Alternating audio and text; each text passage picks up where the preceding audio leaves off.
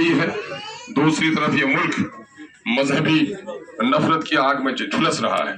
इस वक्त हमारी और आपकी ये जिम्मेदारी है कि हम उठें और हम बड़े दावे के साथ कहते हैं कि बैरिस्टर असदुद्दीन ओवैसी अगर चाहते लहरों में अगर बह लेते तो महलों में हम भी रह लेते।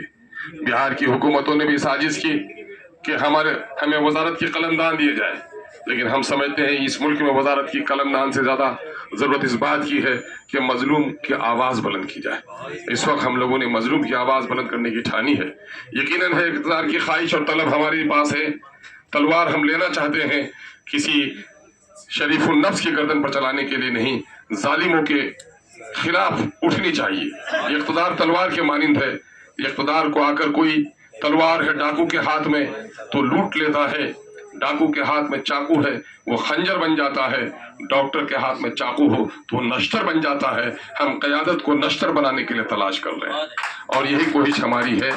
हम आप लोगों से गुजारिश करते हैं इस वक्त दिल्ली के मकीनों से और दिल्ली के सहाफ़ियों से कि इस वक्त बिहार के मजदूरों की बड़ी आबादी इस वक्त दिल्ली शहर में रहती है और हर रोज उनके मसाइल आते हैं। कभी फैक्ट्री वाले उनकी मजदूरी मार लेते, कभी वो गगन चूमती इमारतों से गिरते तो उनकी हड्डियां और पसलियां चूर चूर हो जाती, हॉस्पिटल में कोई दवा देने वाला नहीं होता, और भी दीगर मसाइल हैं।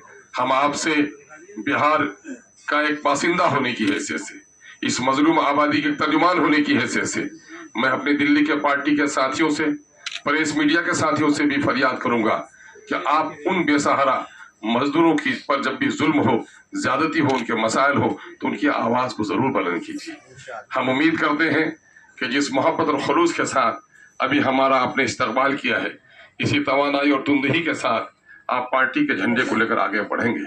बिहार से जो फजा बनी है, यकीनन है हवा के झोंकों ने जाकर महाराष्ट्र में भी मौसम बहार के दिन दिखाए हैं और इंशाल्लाह मैं समझता हूँ कि बात आगे भी बढ़ेगी, दिल्ली तक जाएगी और यूपी तक भी आएगी।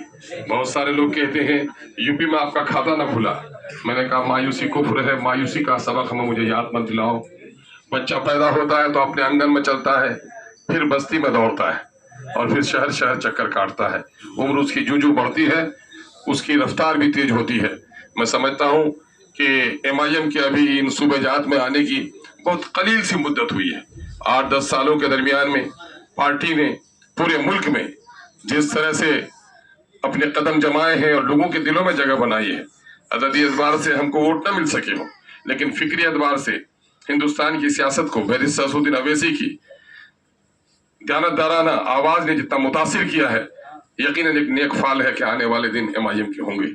मैं शोएब जामई साहब और उसकी जमात के लोगों से गुजारिश करूंगा कि मछली पकड़ने के वक्त मछुआरों में इत्तेहाद होता है और बंटवारे के वक्त लड़ाई हो जाती है। इस वक्त पार्टी अभी उठ रही है।